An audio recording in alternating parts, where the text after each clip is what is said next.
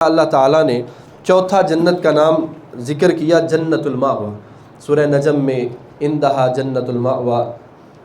پھر اسی طرح ایک اور نام جنت کا اللہ تعالیٰ نے ذکر کیا جنات عدن، ہمیشہ ہمیش کی جنتیں، جنات عدن التی وعد الرحمن عبادہ بالغیب، وہ ہمیشہ ہمیش کی جنتیں کہ رحمان نے اپنے بندوں کے ساتھ غیب کے اندر ایک وعدہ کیا ہوا ہے۔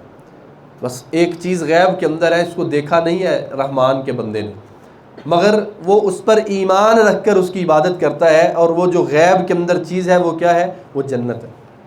تو اللہ تعالیٰ نے اس کو بھی جنت کا ایک نام دیا۔ پھر فرمایا کہ جنت کا ایک نام فردوس بھی ہے۔ سورہ کہف کی یہی آیات اللہ تعالیٰ فرماتے ہیں ان الذین آمنوا وعملوا الصالحات کانت لہم جنات الفردوس نزلا، کہ اہل ایمان کے لیے فردوس کے باغات مہمان نوازی کے لیے۔ رسول اللہ صلی اللہ علیہ وسلم نے فرمایا کہ جب بھی آپ اللہ سے جنت کا سوال کرو، جب بھی آپ اللہ سے جنت کا سوال کرو تو جنت الفردوس کا سوال کرنا، کیونکہ اس کے اوپر رحمان کا عرش ہے اور وہاں سے جنت کی ساری نہریں نکلتی ہیں۔